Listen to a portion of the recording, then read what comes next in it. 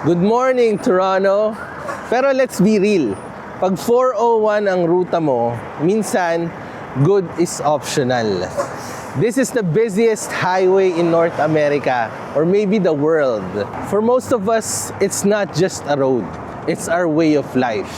The question is, hanggang kailan ganito?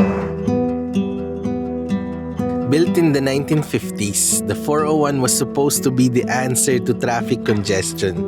Known as the Macdonald-Cartier Freeway, stretches across Ontario from Windsor to the Quebec border, hanggang 897 kilometers.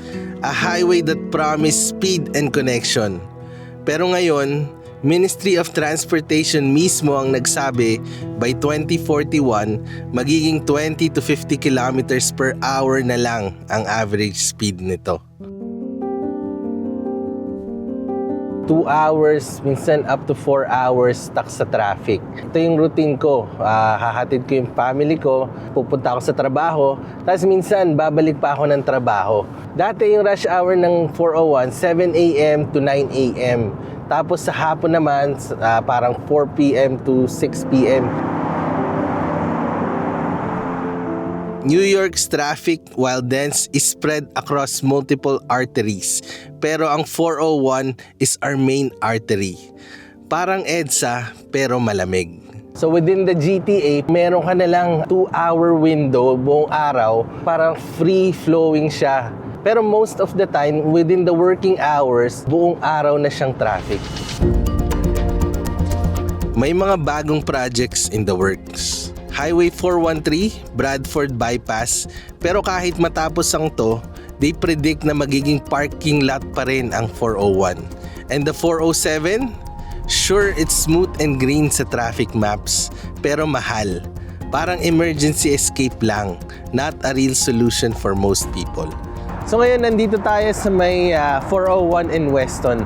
Ang sinasabi nila, ang pinaka-busiest daw is between Highway 427 hanggang Yonge. Dahil may mga tatlong highway na nagmi-meet. So pag makikita mo to, papasok na yung maraming kotse galing Highway 400. So dun talaga nababottleneck. And yung stretch na to, papunta dun sa 400, merong highway din na Highway 427. Kaya nagsasama-sama sila lahat dito. Yun ang sinasabi nila na busiest part ng Highway 401. Ito ang most lanes na halos 18 lanes ka-wide ang highway dito sa may bandang 401 and Weston. Ang tanong, ano ang solusyon? May mga ideas na gawing free para sa mga trucks ang 407 or a tunnel underground running mula Scarborough and Markham sa east to Mississauga, Brampton sa west. Let's face it, by 2041 that might not even make a dent. The population keeps growing pero ang transport options natin parang walang sumasabay. So every time I drive the 401, iniisip ko, paano kaya maayos to?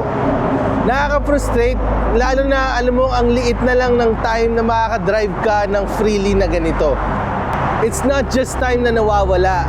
Energy at yung time sa pamilya mo ang kinukuha nito. 401 is a symbol of ambition and frustration. It's where our patience is tested. Pero it's where hope lives. Sana mahanap natin ang solusyon. Pero for now, ito ang ating reality. Stuck in traffic, stuck in life.